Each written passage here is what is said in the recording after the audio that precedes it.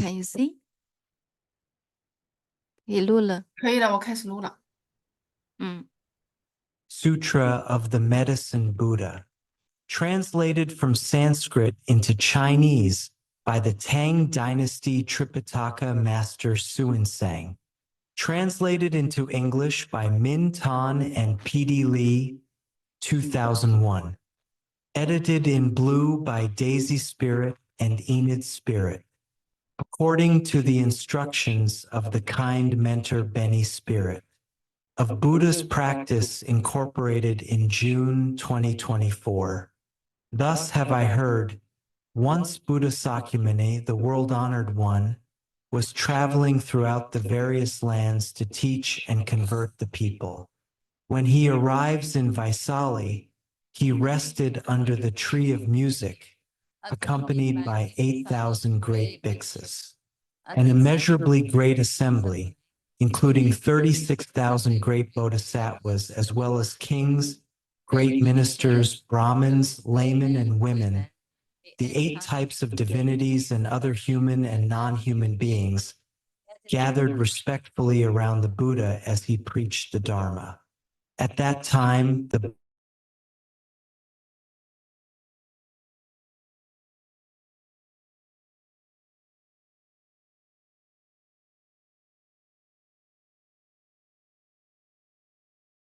没声音哦，没有声音。Hello，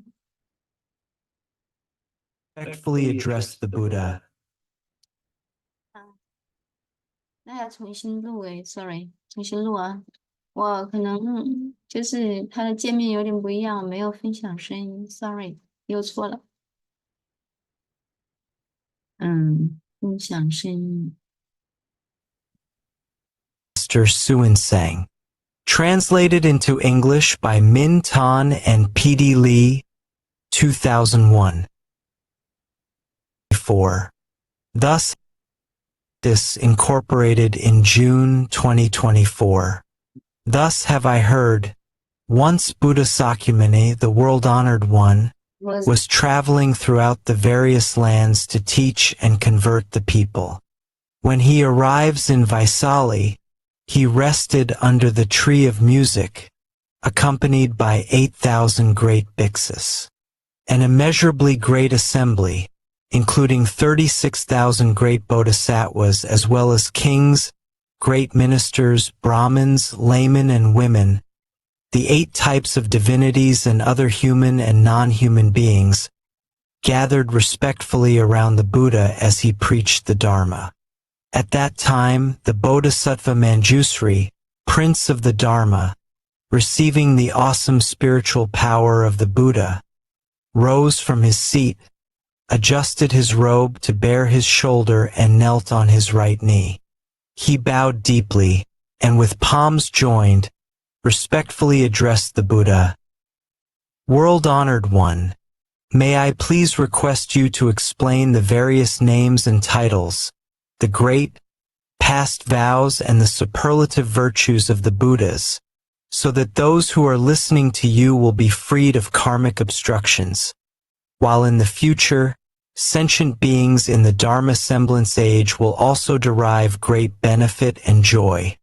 The Buddha praised the Bodhisattva Manjusri, saying, "Excellent, excellent, Manjusri, out of great compassion, you have urged me to explain the names and titles, merits and virtues and past vows of the Buddhas, in order to liberate those who are bound by karmic obstructions and bring benefits, peace and joy to all sentient beings in the Dharma semblance age. Now, listen attentively and reflect very carefully upon what I am about to say." The Bodhisattva Manjusri replied, "So be it, world-honored one. We will joyfully listen to whatever you wish to teach." The Buddha then said to the Bodhisattva Manjusri, "East of this world, past countless Buddha lands more numerous than the grains of sand in 10 Ganges rivers, there exists a world called pure lapis lazuli. The Buddha of that world is called the Medicine Buddha Lapis Lazuli Radiance Tathagata, Arhat, the perfectly enlightened, perfect in mind and deed, well gone, knower of the world, unsurpassed being, tamer, teacher of gods and men, Buddha, world-honored one. Manjusri, when the world-honored medicine Buddha was treading the Bodhisattva path, he solemnly made 12 great vows to grant sentient beings whatever they desired. First great vow. I vow that in a future life, when I have attained supreme, perfect enlightenment, brilliant rays will shine forth from my body, illuminating infinite, countless, boundless realms. This body will be adorned with the 32 marks of greatness and 80 auspicious characteristics. Furthermore, I will enable all sentient beings to become just like me. Second great vow. I vow that in a future life, when I have attained supreme enlightenment, my body, inside and out, will radiate far and wide the clarity and flawless purity of lapis lazuli. This body will be adorned with superlative virtues and dwell peacefully in the midst of a web of light more magnificent than the sun or moon. The light will awaken the minds of all beings dwelling in darkness, enabling them to engage in their pursuits according to their wishes. Third great vow. I vow that in a future life, when I have attained supreme enlightenment, I will, with infinite wisdom and skillful means, provide all sentient beings with an inexhaustible quantity of goods to meet their material needs. They will never want for anything. Fourth great vow. I vow that in a future life, when I have attained supreme enlightenment, I will set all who follow heretical ways upon the path to enlightenment. Likewise, I will set those who follow the Sravaka and Pratika Buddha ways onto the Mahayana path. Fifth great vow.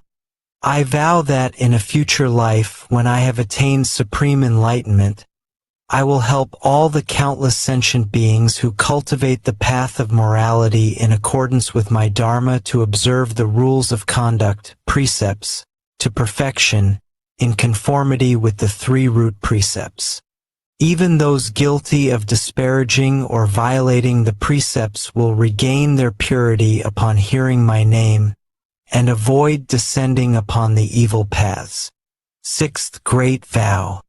I vow that in a future life, when I have attained supreme enlightenment, sentient beings with imperfect bodies, whose senses are deficient, who are ugly, stupid, blind, deaf, mute, crippled, hunchbacked, leprous, insane, or suffering from various other illnesses will, upon hearing my name, acquire well-formed bodies, endowed with intelligence, with all senses intact. They will be free of illness and suffering.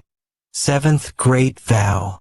I vow that in a future life, when I have attained supreme enlightenment, sentient beings afflicted with various illnesses, with no one to help them, nowhere to turn, no physicians, no medicine, no family, no home, who are destitute and miserable will, as soon as my name passes through their ears, be relieved of all their illnesses. With mind and body peaceful and contented, they will enjoy home, family, and property in abundance, and eventually realize unsurpassed supreme enlightenment. Eighth great vow. I vow that in a future life, when I have attained supreme enlightenment, those women who are extremely disgusted with the 100 afflictions that befall women and wish to abandon their female form, will, upon hearing my name, all be reborn as men. They will be endowed with characteristics of Buddhas and eventually realize unsurpassed supreme enlightenment. Ninth great vow. I vow that in a future life, when I have attained supreme enlightenment, I will help all sentient beings escape from the demon's net and free themselves from the bonds of heretical paths. Should they be caught in the thicket of wrong views, I will lead them to correct views, gradually inducing them to cultivate the practices of Bodhisattvas and swiftly realize supreme, perfect enlightenment. 10th Great Vow. I vow that in a future life, when I have attained supreme enlightenment, those sentient beings who are shackled, beaten, imprisoned, condemned to death or otherwise subjected to countless miseries and humiliations by royal decree, and who are suffering in body and mind from this oppression, need only hear my name to be freed from all these afflictions, thanks to the awesome power of my merits and virtues. 11th Great Vow. I vow that in a future life, when I have attained supreme enlightenment, if sentient beings who are tormented by hunger and thirst, to the point of creating evil karma in their attempts to survive, should succeed in hearing my name, recite it single-mindedly and hold fast to it, I will first satisfy them with the most exquisite food and drink. Ultimately, it is through the flavor of the Dharma that I will establish them in the realm of peace and happiness. 12th Great Vow. I vow that in a future life, when I have attained supreme enlightenment, if sentient beings who are utterly destitute, lacking clothes to protect them from mosquitoes and flies, heat and cold, and are suffering day and night, should hear my name, recite it single-mindedly and hold fast to it, their wishes will be fulfilled. They will immediately receive all manner of exquisite clothing, precious adornments, flower garlands and incense powder, and will enjoy music and entertainment to their heart's content.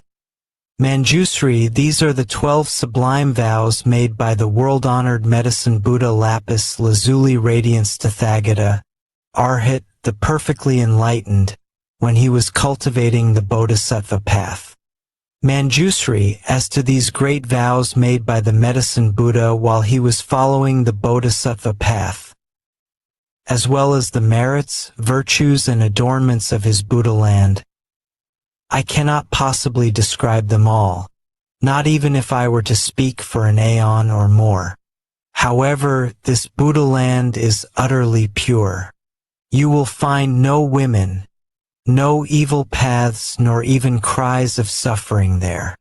In this land, the ground is made of lapis lazuli, the boundaries are demarcated with golden cords, the towns, towers, palaces, pavilions, as well as the balconies, windows, and draperies are all made of the 7 treasures. The merits, virtues, and adornments of this realm are identical to those of Amitabha Buddha's pure land in the West. In this land dwell 2 great bodhisattvas, universal solar radiance and universal lunar radiance. Among the countless bodhisattvas, they are the leaders. Each in turn will succeed the medicine Buddha and succeed to his true Dharma treasury. For these reasons, Manjusri, all devout men and women should vow to be born in this land. Buddha Sakyamuni then told the Bodhisattva Manjusri, there are sentient beings who cannot tell right from wrong. They are greedy and mean, do not practice charity, and do not understand the rewards of generosity. They are ignorant and unintelligent. Lacking the foundations of faith, they amass riches which they assiduously hoard. Whenever they come across anyone seeking charity, they become annoyed. If forced to give, they feel as much pain and regret as if they were parting with their own flesh. Moreover, there are also countless sentient beings who are miserly and avaricious.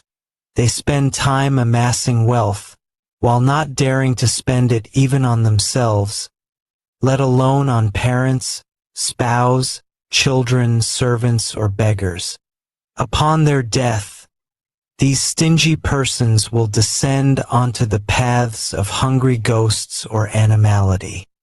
However, even though they may suffer such a fate, if in a previous existence in the human realm they happen to hear the name of the Medicine Buddha, and now recall and recite his name even briefly, they will immediately vanish from the evil paths to be born once more among humans.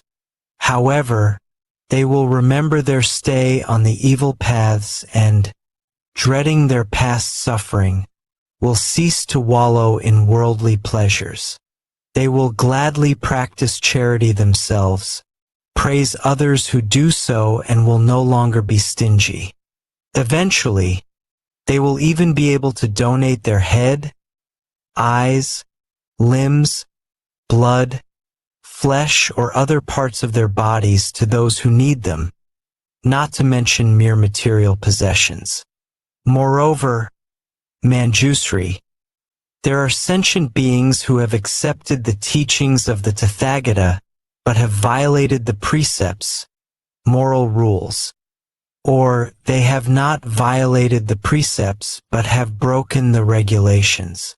Or else, while they have violated neither the precepts nor the regulations, they have disparaged right views.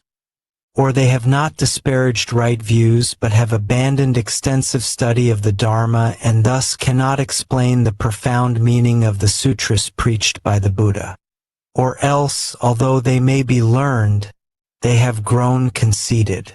Because conceit clouds the mind, they believe that they are in the right and others are in the wrong. Therefore, they deprecate the correct Dharma and ally themselves with demons. Such deluded persons not only follow wrong views themselves, they also lead countless other sentient beings into the same great pitfall. These sentient beings are bound to wander endlessly on the paths of hell, animality, and hungry ghosts. Yet, if they should succeed in hearing the name of the Medicine Buddha, they will abandon their evil conduct forthwith to cultivate wholesome ways, and thus avoid descending upon the evil paths.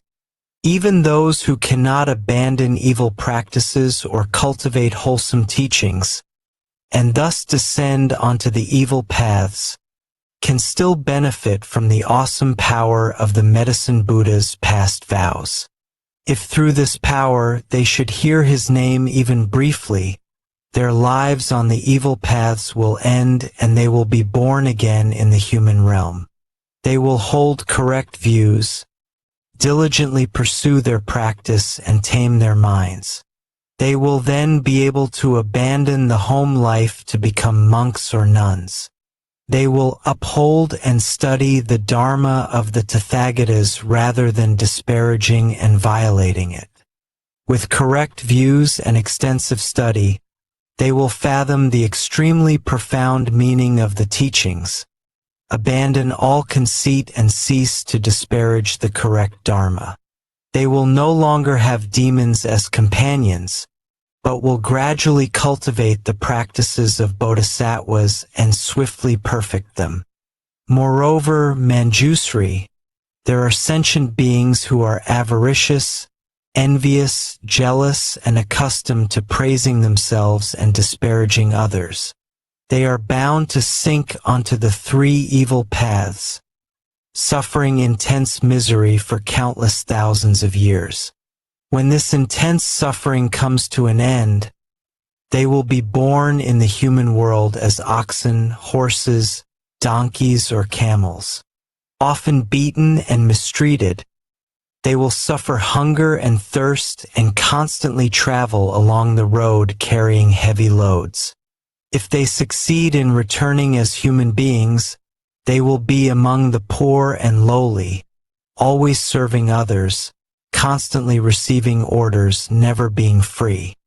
However, if any of them, in a former incarnation as a human being, have heard the name of the world-honored Medicine Buddha and, as a result of this good cause, now remember and single-mindedly take refuge in him, they will, thanks to this Buddha's spiritual powers, escape all suffering.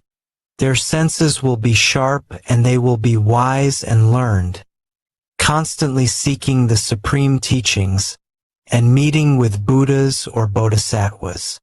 They will break forever through Mara's net, smash the shell of delusion, dry up the river of afflictions, and thus escape all the worry and suffering of birth, old age, disease, and death. Moreover, Manjusri, there are sentient beings who love to quarrel, create schisms, and engage in legal disputes. They constantly make themselves and others suffer, creating and increasing all kinds of evil karma with body, speech, and mind. They plot against one another without mercy, while invoking the spirits of mountains, forests, trees, and tombs. They kill sentient beings and use their flesh and blood to propitiate the Yaksa and Rakshasa demons.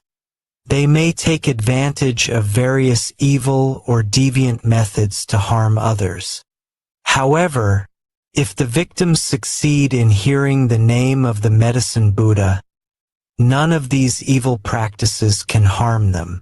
Moreover, everyone concerned will develop compassionate minds, endeavoring to benefit and bring peace and joy to others.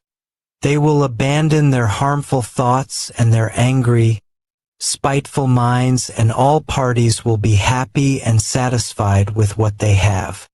They will cease to encroach upon others, but will instead seek to benefit one another.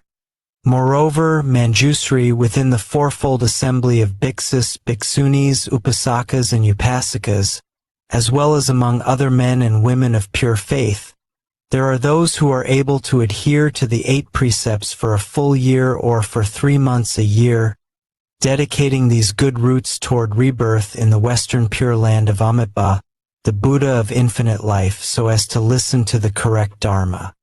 If their rebirth in the pure land is still uncertain, but they hear the name of the world-honored Medicine Buddha, then, at the time of death, 8 great Bodhisattvas, namely Manjusri, Avalokitesvara, Mahasthamaprapta, Akshayamati, Ratnakandana, Vaishajyaraja, Vaishajya and Maitreya will traverse space and descend to show them the way.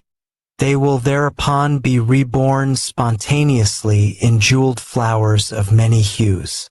Moreover, there are those who are born in the celestial realms, thanks to hearing the name of the Medicine Buddha. Despite their birth in the celestial realms, their good roots are still not exhausted, and thus they will not be born again on the evil paths. When their lifespan in the celestial realms comes to an end, they may return to the human world as wheel-turning kings, ruling over the 4 continents around Mount Sumeru. With awesome virtues and ease, they will set countless hundreds of thousands of sentient beings onto the path of the 10 virtues. Or else, such persons may be born as Kshatriyas, the military ruling class, or Brahmins or laymen of great families, with abundant wealth and overflowing granaries and storehouses. They will be endowed with noble features, numerous family members and retainers, as well as intelligence, wisdom, bravery, vigor, and the imposing demeanor of a great hero. Likewise, if there is any woman who hears and single-mindedly holds fast to the name of the Medicine Buddha, she will never again be born in female form. Manjusri, after the Medicine Buddha attained Supreme Enlightenment, he realized, by virtue of his past vows, that sentient beings endured various diseases. Some were the targets of black magic or various poisons, while others suffered short lives or untimely death. At that time, seeking to put an end to these miseries and fulfill the desires of sentient beings, he entered a samadhi called eliminating all the suffering and afflictions of sentient beings. Once he entered that samadhi, A brilliant light shone forth from his Anna as he uttered a great thirni. Namo Bhagavate Vaishajaya Guru Vedurya Prabharjaya Tathagataya. Art hate Samyak Sambadhaya Tadayatha. Om Baishaji Baishaji Baishajya Samadgate Svaha. As soon as the medicine Buddha, in his radiance, had uttered this thirni, the entire cosmos rumbled and shook. Brilliant lights shone forth, allowing all sentient beings to escape disease and suffering and enjoy peace and happiness. Manjusri, if you come across any man or woman suffering illness, you should constantly cleanse him, bathe him and rinse his mouth. You should single-mindedly recite this thirni 108 times on his behalf, over his food, medicine, or water from which insects have been removed. Once he has consumed the food or drink, his illness and suffering will disappear. If the patient has a particular wish and single-mindedly recites this thirni, his wish will be fulfilled. He will be free of disease, enjoy a longer life, and, at death, be born in the realm of the medicine Buddha. He will then be beyond retrogression and eventually realize supreme enlightenment. Therefore, Manjusri, any man or woman who single-mindedly reveres and respectfully makes offerings to the medicine Buddha should constantly recite this thirni, never letting it out of his mind. Moreover, Manjusri, upon hearing the various names of the medicine Buddha lapis lazuli radiance Tathagata, Arhat, the perfectly enlightened, men and women of pure faith should recite and hold fast to this name. Each morning at dawn, having bathed themselves and cleaned their teeth, they should make offerings of fragrant flowers, incense, perfume, and various kinds of music before an image of this Buddha. Furthermore, they should copy this sutra or have others do so, as well as single-mindedly recite it and listen to explanations of its meaning. They should offer all the necessities of life to the Dharma masters who teach this sutra, making sure they lack nothing. In this way, devout men and women will be under the protection of the Buddhas. All their wishes will be fulfilled and they will eventually realize supreme enlightenment. The Bodhisattva Manjusri then respectfully addressed the Buddha, O world-honored one, I vow that in the Dharma semblance age, I will use every skillful means to help men and women of pure faith hear the name of the world-honored medicine Buddha. Even in their sleep, I will awaken their consciousness with the name of this Buddha. O world-honored one, if any devout person should read, recite and uphold this sutra or lecture upon it, explaining its meaning to others, or copy it or have others copy it, or if they should pay it the utmost reverence, adorning it with fragrant flowers, perfumes, incense powder and sticks, garlands, necklaces, banners, canopies, dance and music, and protecting it with precious, multicolored cloth, and if they should prepare a clean site, erect a high altar and place the sutra upon it, the 4 great celestial kings, their retinues as well as countless hundreds of thousands of other divinities, will thereupon proceed to this place to make offerings and guard this sutra.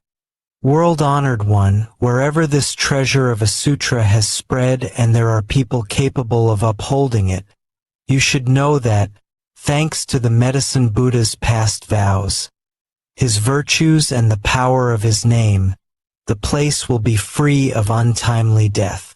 In that place, there will no longer be evil demons or spirits to sap the vital energy of the people. Even if there were, these devout men and women would recover, enjoying good health and peace of mind. The Buddha then spoke to Manjusri. So be it, Manjusri. It is just as you say. If men and women of pure faith wish to make offerings to the world-honored Medicine Buddha, they should first make an image of this Buddha, and then place it upon a pure, clean altar. They should scatter all kinds of flowers, burn all varieties of incense, and adorn the place with banners and pennants. For 7 days and nights they should adhere to the 8 precepts, consume only pure food, bathe and perfume themselves, put on clean, fresh clothing, and keep their mind undefiled, free of anger or malice. They should develop feelings of kindness, compassion, joy, and giving toward all sentient beings, while bringing them benefits, peace, and happiness. They should play music and sing the praises of the Medicine Buddha, while circumambulating his image in a rightward, clockwise direction.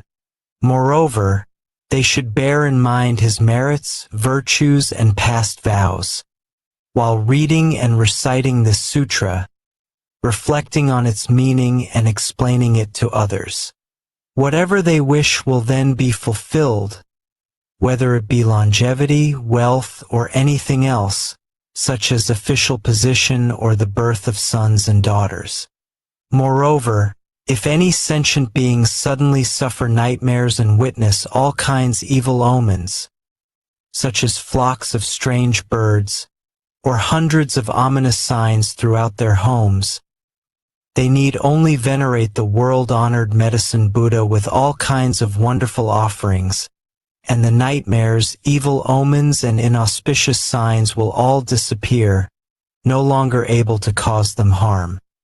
If any sentient beings are in fear of water, fire, knives, poison, falling off a precipice, or of vicious beasts, such as wild elephants, lions, tigers, wolves, bears, venomous snakes, scorpions, centipedes, millipedes, infectious mosquitoes, or gnats, they need only single-mindedly recall and recite the name of the Medicine Buddha, while respectfully making offerings to him, and they will escape all these terrors. If a country should be subject to foreign invasion, banditry, or rebellion, the inhabitants need only recall and recite the name of the Medicine Buddha, while paying homage to him, and all these calamities will likewise disappear. Moreover, Manjusri, there are men and women of pure faith who throughout their lives have not worshipped any deities, but have single-mindedly taken refuge in the Buddha, the Dharma, and the Sangha, and upheld the precepts, the 5 or 10 lay precepts, the 400 Bodhisattva precepts, or the 250 bhiksu or 500 bhikshuni precepts. However, if any of them have violated the precepts they have taken and fear falling onto an evil path, they should concentrate on reciting the name of the Medicine Buddha and respectfully make offerings to him. They will then certainly avoid rebirth on the 3 evil paths. If women who experience extreme pain during childbirth can, with utmost sincerity, recite the name of the Medicine Buddha, praise, venerate, and make offerings to him, they will be relieved of their suffering. The children born to them will be without defects, attractive in appearance, causing those who see them to rejoice. They will be endowed with keen senses and intelligence, along with a quiet disposition. They will seldom become ill, nor will evil spirits sap their vital energy. The world-honored one then asked Ananda, I have just extolled the merits and virtues of the world-honored Medicine Buddha. These merits and virtues are the extremely profound practices of all Buddhas, but are difficult to explain. Do you have faith in them or not? Ananda respectfully replied, O great virtuous world-honored one, I do not have any doubts about the sutras preached by the Tathagatas. Why? It is because the Tathagata's karma of body, speech and mind are all pure. O world-honored one, the sun and the moon may fall, Mount Sumeru, the majestic king of mountains, may tremble, but the words of the Buddhas can never change. O world-honored one, some sentient beings, whose roots of faith are deficient, may hear of the sublime practices of the Buddhas and think, how can we obtain these merits, virtues and great advantages just by reciting the name of the Medicine Buddha alone? Because of this lack of faith, they even develop disparaging thoughts, thus forfeiting great benefits and remaining in the long, dark night of ignorance. They descend onto the evil paths, revolving along them without end. The Buddha then said to Ananda, if these sentient beings should hear the name of the world-honored Medicine Buddha, single-mindedly recite and hold fast to it without harboring doubts, then it will be impossible for them to sink onto the evil paths. O Ananda, these extremely profound practices of the Buddhas are difficult to believe in, difficult to understand. Yet you are now able to accept them. You should realize that this is all due to the awesome power of the Tathagatas. O Ananda, even the Sravakas, Prataka Buddhas and Bodhisattvas who have not reached the 10 grounds, stages, cannot understand and believe in this truth. Only the Bodhisattvas who are one lifetime away from Buddhahood can. O Ananda, a human rebirth is difficult to achieve. However, to believe in, respect and honor the Triple Jewel is even more difficult. To hear the name of the world-honored Medicine Buddha is more difficult still. O Ananda, the Medicine Buddha has cultivated countless bodhisattva practices, employed countless skillful means, and made countless far-reaching vows. If I were to take an aeon or more to recount them, the aeon would come to an end before I could exhaustively describe all these wonderful practices, vows, and skillful means. At that time, a great bodhisattva in the assembly, named Salvation, arose from his seat, adjusted his robe to bare his right shoulder, knelt on his right knee, bowed, and, with palms joined, respectfully addressed the Buddha. O great virtuous world-honored one, in the Dharma semblance age, there will be sentient beings who suffer numerous calamities, and are always sick and emaciated, unable to eat or drink, their throats dry and lips parched, their eyes seeing darkness everywhere.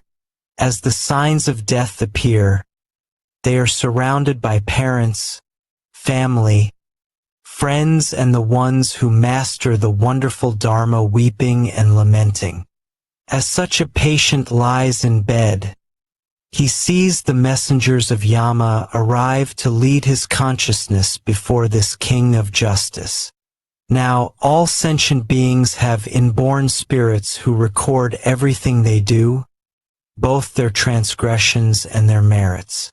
These spirits then present the patient's entire record to King Yama. At that time, the king questions the dying person and tabulates his good and bad karma before deciding upon his fate. If, at that point, the relatives and the ones who are proficient in wonderful dharma of the patient are able to take refuge in the world-honored Medicine Buddha on his behalf, invite monks and nuns to recite this sutra, light 7-tiered lamps and hang multicolored longevity banners, his consciousness may return then and there, and he will see himself clearly as though in a dream. Or else, after 7, 21, 35 or 49 days, when his consciousness returns, as if awakening from a dream, he will recall his good and bad karma and the consequences thereof. Having personally witnessed the consequences of karma, he will never again create evil karma, even if his life is in danger. Therefore, men and women of pure faith should uphold the name of the Medicine Buddha, venerate and make offerings to him according to their means. Ananda then asked the Bodhisattva salvation, "Good man, how should we venerate and make offerings to the world-honored Medicine Buddha, and how should we make the longevity penance and lamps?" The Bodhisattva salvation replied, "Virtuous one, in order to help the patient recover, you should adhere to the 8 precepts for 7 days and 7 nights, make offerings of food, drink, and other necessities to a group of monks and nuns in accordance with your means, pay homage and respectfully make offerings to the world-honored Medicine Buddha 6 times a day and recite this sutra 49 times. You should light 49 lamps, make 7 images of the Medicine Buddha and place 7 lamps, each as large as a cartwheel, before each image, letting them burn continuously for 49 days and nights. You should also make multicolored banners, 49 hand lengths long. Furthermore, you should release 49 species of animals, thus sparing their lives. The patient may then escape danger and will not be under the sway of evil demons, nor subject to untimely death. Moreover, Ananda, when the anointed Kshatriya kings find themselves beset by calamities, such as epidemics, foreign invasion, internal insurrection, an adverse alignment of the stars, an eclipse of the sun or the moon, unseasonable storms, or a failure of the monsoons, they should develop compassionate feelings toward all sentient beings. They should also pardon prisoners and make offerings to the world-honored Medicine Buddha in accordance with the rites described earlier. Thanks to these good roots and the power of the Medicine Buddha's past vows, peace and stability will immediately return to the affected countries. The rains and winds will be favorable. Crops will be ripe on time and everyone will be healthy and happy. The country will be free of evil yakshas out to harm the populace. All the evil omens will immediately disappear, and these anointed Kshatriya kings will enjoy greater longevity and vitality, finer appearance as well as greater health and freedom than ever before. O Ananda, the queens, consorts, princesses, royal heirs, great ministers, court ladies, officials or commoners who suffer disease and other misfortunes should also make offerings to the Medicine Buddha. They should make multicolored longevity banners, light lamps, ensuring that they burn continuously, liberate all kinds of animals, scatter flowers of various colors, and burn various kinds of incense renowned for their fragrance.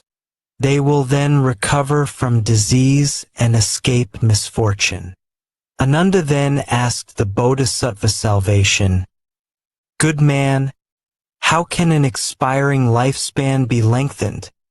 The Bodhisattva salvation replied, "Virtuous one, did you not hear the Tathagata explain the 9 forms of untimely death?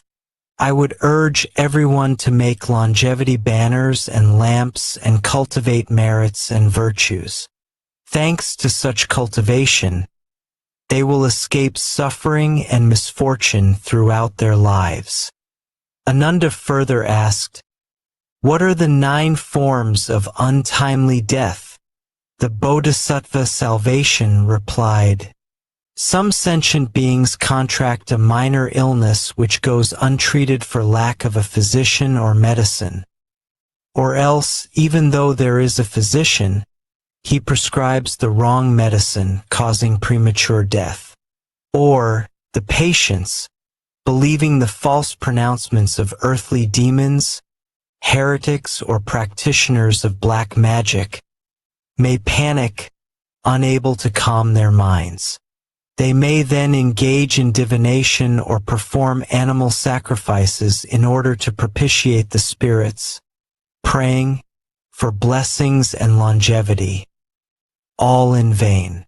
Through ignorance, confusion, and reliance on wrong, inverted views, they meet with untimely death and sink into the hells, with no end in sight. This is the first form of untimely death. The second form is execution by royal decree. The third is losing one's vitality to the demons through hunting, gambling, debauchery, drunkenness, or extreme dissipation. The fourth is death by fire. The fifth is death by drowning. The sixth is being devoured by wild animals. The seventh is falling off a mountain or a cliff. The eighth is death by poison, incantations, evil mantras, or demons raised from the dead. The ninth is from hunger or thirst, for lack of food and water. These are the 9 forms of untimely death mentioned by the Tathagatas. There are also countless other forms which are too numerous to describe. Moreover, Ananda, King Yama is responsible for keeping the karmic register of everyone in the world. If sentient beings have been unfilial, committed the 5 cardinal sins, disparaged the triple jewel, broken the laws of the land, or violated the major precepts, King Yama will mete out punishment according to the infraction. Therefore, I urge sentient beings to light lamps, make banners, liberate animals, and cultivate merits in order to avoid suffering and misfortune. At that time, there were 12 powerful Yaksa generals in the great assembly named Kambira, Vajra, Mahira, Andira, Anila, Sundila, Indra, Padra, Makura, Sindura, Katura, and Vikarala. Each was accompanied by a retinue of 7,000 yaksas. They all raised their voices in unison and said respectfully to the Buddha, "O world-honored one, today, thanks to the Buddha's awesome power, we have succeeded in hearing the name of the Medicine Buddha and no longer fear descending onto the evil paths. Together, with one mind, we take refuge in the Buddha, the Dharma, and the Sangha for the rest of our lives and pledge to support all sentient beings, bringing them genuine benefits and joy. Wherever this sutra circulates or wherever there are sentient beings who hold fast to the name of the Medicine Buddha and respectfully make offerings to him, whether in villages, towns, kingdoms, or in the wilderness, we will all protect them. We will release them from all suffering and calamities and see to it that all their wishes are fulfilled. Sentient beings afflicted by disease or calamity and wishing to escape should also read or recite this sutra. They should knot our names with multicolored strands, untying them when their wishes are fulfilled." Thereupon, Buddha Sakyamuni praised the great Yaksa generals with these words, good indeed, great Yaksa generals. Those of you who wish to repay the benevolence and the virtues of the world-honored Medicine Buddha should always benefit and bring joy to all sentient beings in this way." Ananda then asked the Buddha, "World-honored one, what should we call this teaching, and how should we adhere to it and put it into practice?" Buddha Sakyamuni replied to Ananda, "This teaching is called the past vows, merits, and virtues of the Medicine Buddha, or the Dharni of the vows of the 12 Yaksa generals to benefit sentient beings or eradicating of all karmic obstacles. You should uphold it as such." When Buddha Sakyamuni finished speaking, the great Bodhisattvas, as well as the great Sravakas, kings, ministers, Brahmins, laypersons, Devas, Nagas, Yaksas, Gandharvas, Asuras, Garudas, Kinnaras, Maharagas, and other human and non-human beings all rejoiced at the Buddha's words. They faithfully accepted them and put them into practice. Sutra of the Medicine Buddha Lapis Lazuli Radiance Tathagata. His past vows, merits, and virtues. Homage to the Medicine Buddha's great assembly of Buddhas and Bodhisattvas. Yeah, thank you so much for your time, Daisy and Jean. Homage to the Medicine Buddha's Great Assembly of Buddhas and Bodhisattvas. Homage to our fundamental teacher Shakyamuni Buddha. Homage to our current mentor Benny. So have a beautiful day today. Good day. See ya. Good day, bye. Bye.